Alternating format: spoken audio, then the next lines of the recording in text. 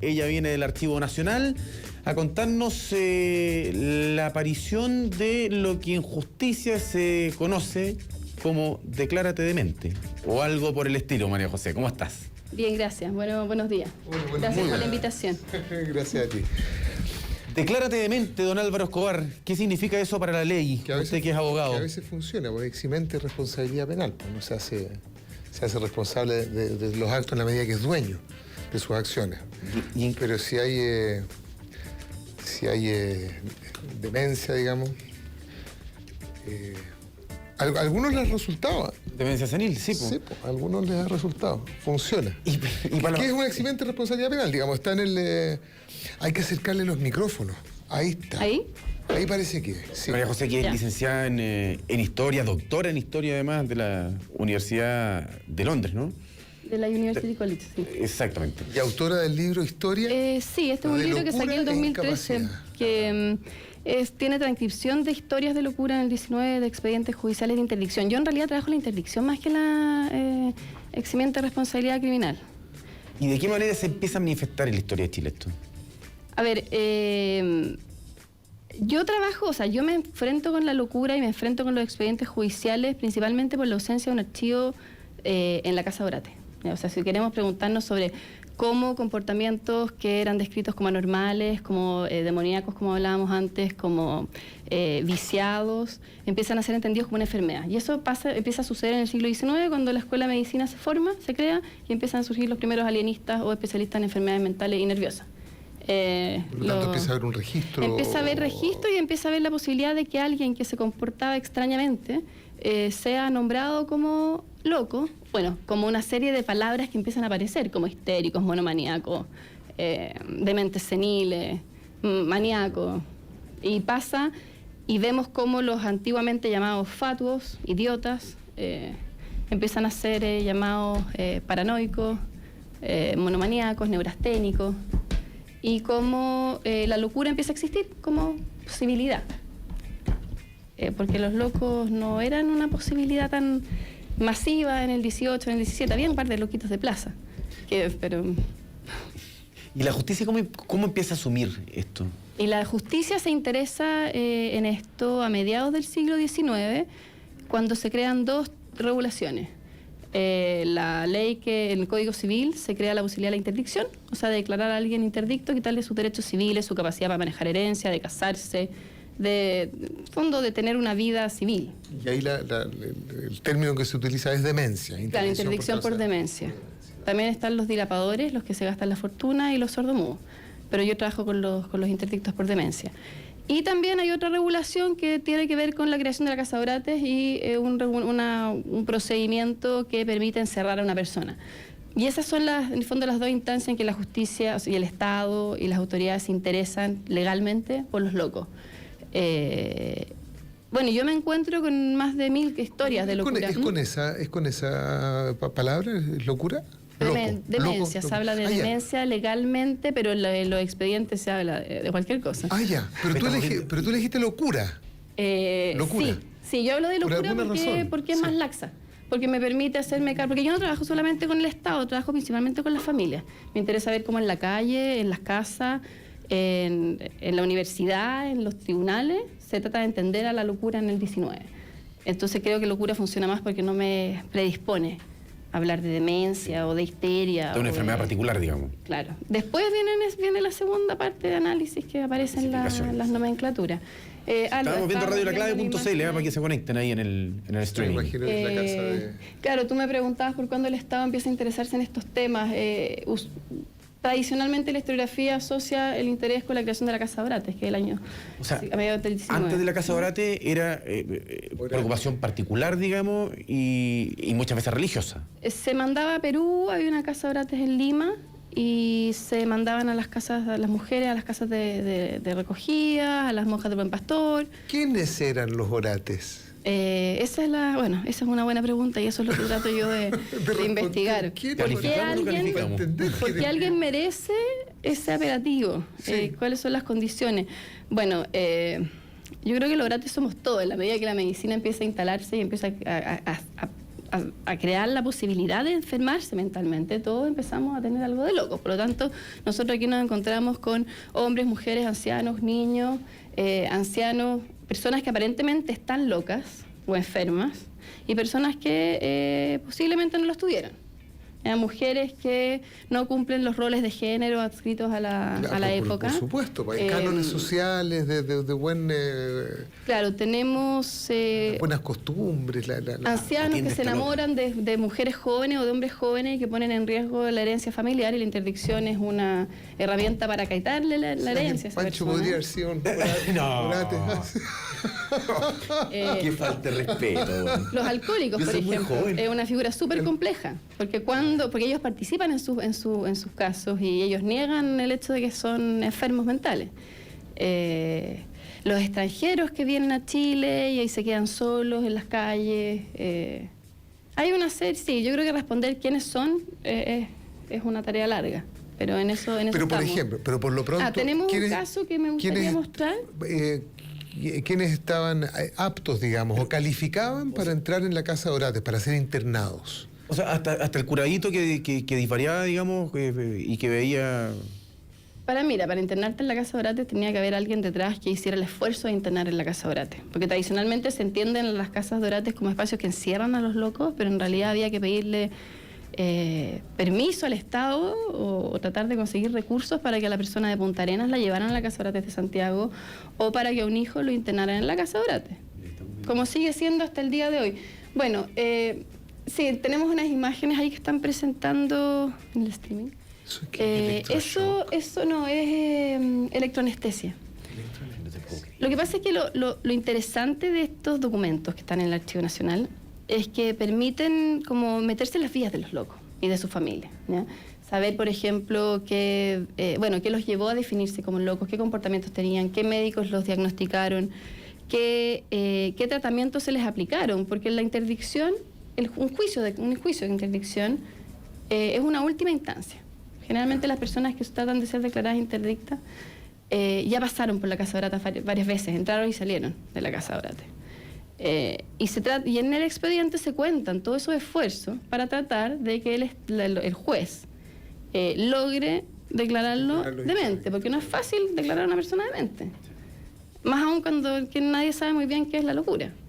Entonces, en ese caso que teníamos ahí, en esa imagen, electroanestesia. La electroanestesia es una técnica que inventa un médico chileno, el doctor Araya. Y varias de las personas que aparecen en estos expedientes, por ejemplo, fueron enviadas a Santiago a medicinarse para ser sometidas a ese tratamiento que buscaba a través de una especie de anestesia que se creaba, la persona perdía el conocimiento. A punta de estímulo eléctrico, shock, digamos, claro. de shock. Es como una de la prehistoria del electroshock. Él trató de patentar su método varias décadas y fue su hijo después, como 50 años después más o menos, que logró patentar internacionalmente su maquinita. Pasó por INAPI que viene mañana. Claro, tiene que haber pasado bien. Está bastante cruzado Ahora ese existe tema. la electromiografía, que es una especie de velada de tortura, pero es para medir el impulso nervioso en los músculos, digamos. Parece. Pero, Ya. ¿Qué son golpes ¿El resultado eléctricos? aparente de la terapia? Él claramente El va a detalle, sí. explicar que su terapia funciona. Por algo no se usa hoy en día. Claro. Aunque la electricidad sigue bastante presente. O sea, el magnetismo, la electricidad Sí, claro. no son temas ajenos. Pero no a esos voltios, digamos. No, pero por ejemplo yo también trabajo, es otro tema, trabajo con terapia electromagnética, unos cinturones que se vendían, los cinturones Sanden, que son como los cinturones de los superhéroes, ¿Ya? que se sumergían en vinagre, que eran de cobre, y las personas lo usaban en Chile aparentemente entre 1900 y 1920. Y es muy parecido a la pulserita hasta llame a productos que todavía se siguen vendiendo, claro. Marcito. ¿Cómo se llama? Marcito. Un Marcito. Cárate. Esos mismos, que buscan a través del magnetismo curar. O sea, bueno, podemos detenernos en una serie de curaciones. Sí, y la historia te permite... Marcito no estaba tan errado. ¡Mamá! Alguien que lee las historias de locura e incapacidad, del cual tú eres autora, ¿qué encuentra ahí? O sea, ¿con qué...? Pues, Se encuentra un poco con la otra cara del desarrollo médico. ¿Ya? Pues nosotros tenemos una historia, si se quiere, más oficial, que es la que te presentan las fuentes médicas, la revista médica, las tesis de los médicos, los documentos que emanan de las instituciones médicas. Más glamorosa, probablemente. Claro, no mucho más tan glamorosa, mucho más clara, mucho más articulada, que parece mostrar a los médicos como sujetos o a los alienistas, personas que podían ser capaces de diagnosticar, explicar, sugerir terapia y finalmente curar. Esto muestra todo lo contrario. Muestra que los médicos toman las palabras que dicen las personas normales, los legos, que a partir de las explicaciones que dan los hombres de los comportamientos de sus mujeres, las mujeres de los comportamientos de sus hombres, a través de esas historias ellos logran diagnosticar y logran tratar de entender un poco qué es esto. Que se llama hoy día sentido común ciudadano. Claro. Y te muestra que la medicina responde a eso, más aún la psiquiatría en esa época, o el alienismo. ¿Y hay locos célebres dentro de la investigación o no? Sí. O casos pero bueno, no sé si son muy célebres para el común. No, pero alguien como Bielsa, dices tú. No, loco Bielsa. Otro no, nivel. pero tenemos, por ejemplo, a Juan Blest. Juan Blest es hermano de Guillermo Blest, quien funda la Escuela de Medicina del 33, que es una familia de médicos que llegan hacia 1813 a Valparaíso. Y él fue profesor de la Chile de medicina, era una persona bien connotada, pero él también se narcotizaba. Se narcotizó mucho tiempo, supuestamente porque tenía insomnio. Consumía drogas. Claro, pero bueno, se narcotizaba. eran sus propias medicinas. Ah, él se las hacía. Sus remedios, Ya. claro, opio. Ah, ya. Pero Mira, suavecito. Y después pasó a los licores espirituosos en paralelo, todo esto supuestamente para curarse. Perdón, cuando dices licores espirituosos, ¿qué sería un licor espirituoso? La piscola no No califica. Podríamos pensar que es whisky, bueno, licores fuertes. Espirituosos. Sí, es que yo hablo ocupo los términos que me aparecen en los archivos Pero para es que eso es muy interesante. Se le denominaba licores Claro. espirituosos a este tipo de... Oye, pero funcionaría que como... también eran considerados como remedios. Los Sí. tónicos se consumían como energizantes, como alimentos nervinos. Uno puede llegar hoy día a un bar y ver un licor espirituoso con Coca-Cola. O una receta. ¿Lo va a querer con bebida blanca o bebida negra? Dame un whisky para el espíritu. Un espirituoso cola. Qué divertido. El vino Pero- debe ser un licor espirituoso. Sí, pues. Ya, Sí. entiendes. Ahí sí, por el caldito de Dios, vinito. Sí, no, y él finalmente se vuelve loco y es sujeto a un juicio de interdicción. O sea, la adicción es lo que lo termina por liquidar, digamos. Sí, lo que pasa es que los médicos los van a presentar en otros términos. Ellos hablan de cerebros debilitados, Claro. de reblandecidos. Ese es un término como bien elegante que se usa para no nombrar a los colegas como ¿Qué alcohólicos. estamos viendo, por favor? Eh, Esa es una foto una que prensa, estaba en el ¿no? Archivo Esa es una Nacional. imagen, no, esa es una imagen de un archivo londinense, pero de un asilo un asilo de Gales, cuyo alienista fue contratado por el gobierno chileno para hacerse cargo de la Casa Dorate de Santiago. Entonces Lo podemos mandaron a buscar pensar, allá. Podía importar estos métodos. podemos pensar probablemente que al llegar acá, él llega con todo un set de nuevas prácticas. Esto es lo que estamos viendo, para los que no siguen esta conversación en streaming, sino por la 92.9, estamos viendo la foto de un ciudadano británico En una silla eléctrica. en una básicamente. silla eléctrica. Eso es. Con la cabeza Bueno, prensada por arriba y tomada del cuello por abajo. La Casa Dorates va a implementar un salón de electroterapia en el cual vamos a ver, bueno, hay imágenes de ese salón de 1890. Y en ese salón podemos ver la aplicación de estas técnicas. Se utilizaba la hidroterapia, que era muy famosa en Santiago. Habían baños públicos donde las personas Ya iban a hacerse... Los spa hoy día, ¿no es claro. cierto? Bueno, Cauquenes fue uno de los primeros hospitales, si se quiere, privados. Las termas de Cauquenes, las termas de Apoquindo, donde ahora está el Lipreca.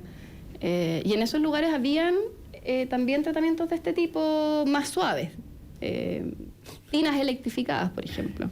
Fíjate, uno ve la foto, ponte tú, del electroshock a la antigua, Aparece un señor semidormido, que evidentemente lo van a anestesiar, y el otro tipo como si nada, el que le va a aplicar la corriente como... Está haciendo su pega. Sí. Bueno, aquí funciona mucho también el tema del show, o sea, ellos hacían presentaciones abiertas en sus consultas a sus colegas, a los editores de la prensa, para tratar de legitimar estas técnicas, porque estamos en un tiempo donde...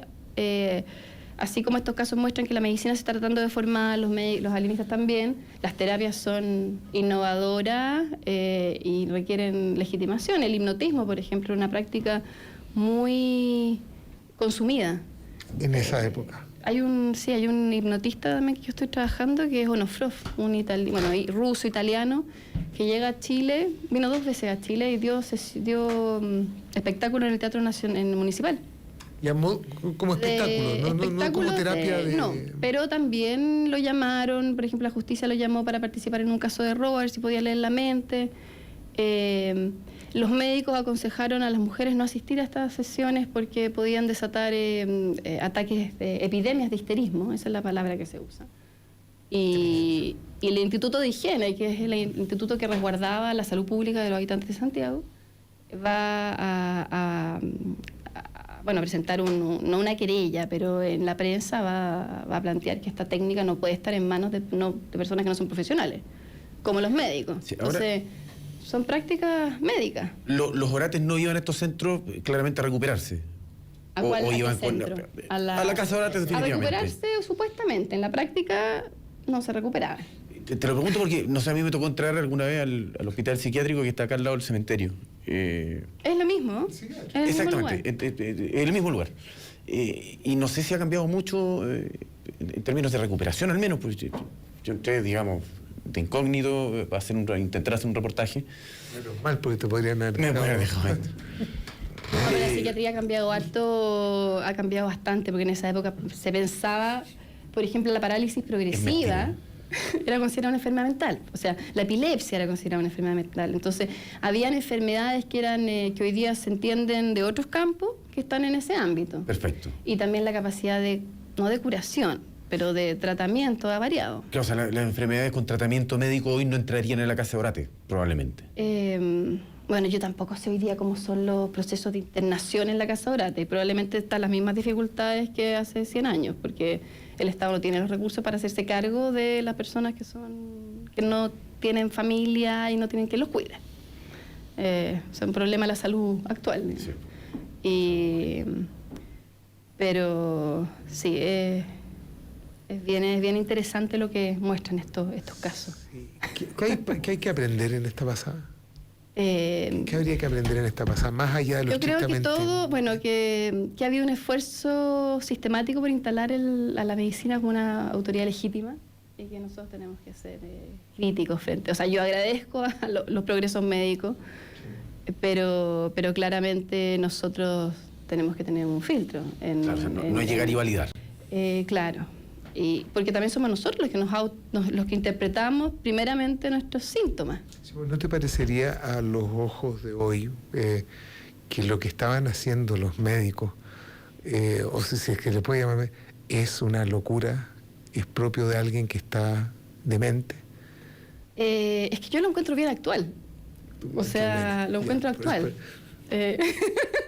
Por eso pregunto que hay que aprender de aquí. Respetando mucho a los médicos, sí. Pero creo que la ciencia sigue con sus espacios con esfuerzo por legitimarse, sigue siendo un espacio de prueba, de experimentación, y en el ámbito de las enfermedades mentales hay muchas preguntas abiertas. O sea, hay muchas enfermedades de las cuales no se sabe cómo se originan. Las terapias son paliativas en su mayoría. Entonces, no me parece tan ajeno. Lo interesante es ver cómo los esfuerzos, o sea, aquí uno ve también en los expedientes, uno ve el temor de los médicos, la duda, la dificultad para ponerse de acuerdo, que son cosas que uno no ve diariamente. 20 médicos participando en un mismo caso y cada uno da una respuesta diferente. Las juntas médicas famosas. Claro, pero no se ponen de acuerdo y no se ponen de acuerdo con lo que ven. No solamente con el diagnóstico, o sea, ven cuerpos distintos. Ven cráneos distintos. Interesantísimo. María José, muchas gracias. Gracias a usted. Muchas gracias por esto. ¿Tú ves a la misma María José que yo? Me imagino que sí. Sí. María José, ¿no es cierto? Ya, ok. María Allá los 20 que están allá. ¿Está el Archivo Nacional? Sí, está. Levante la mano. Muchas gracias al Archivo Ya, pues, Nacional gracias a también. ¿Podríamos recomendar tu libro? ¿Lo podemos, Sí, les dejo este. Ah, buenísimo, pues. podemos Pueden leer los encontrarlo casos. Tenía una. Déjaselo al Álvaro porque yo me los robo. Podríamos... no. Sí, pues. Pero usted dice, no, pero solamente para recomendarlo, María José. Ya, Historias gracias. de locura e incapacidad, Santiago y Valparaíso, 1857-1900, María José Correa Gómez, de editorial Acto Editores, ¿sí? Historias de locura e incapacidad. Si no viene con nombre, Tome nota. ya ¿Sí? saben. Ya, Muchas ahí está. gracias. Ahí tenemos un caso de Muchas locura gracias extrema. a ti. Mira, Gracias uno que, a la se va, Archivo uno que se va de la pega, se va. Y viene a cada rato, güey. Sí. Loco, ¿no? Ah, yo pensé que usted iba a hacer referencia al... Ah, y además, no, parece que está loco. Casa Mía es más que una residencia de adultos mayores, es un lugar para vivir plenamente la vida. Son departamentos de 3 tamaños con enfermera y médico residente. Plena independencia para vivir los años dorados. Actividades semanales como taller de pintura, le ofrece coros, bingos. Contáctenos en Normandía 1882, teléfono 22-343-0006 o residenciacasamia.cl. Y si hablamos de .cl, yo les quiero hacer una invitación a todos, a todas, en sus casas. Visiten www.radiolaclave.cl porque nos vamos a despedir con un video resumen de lo que fueron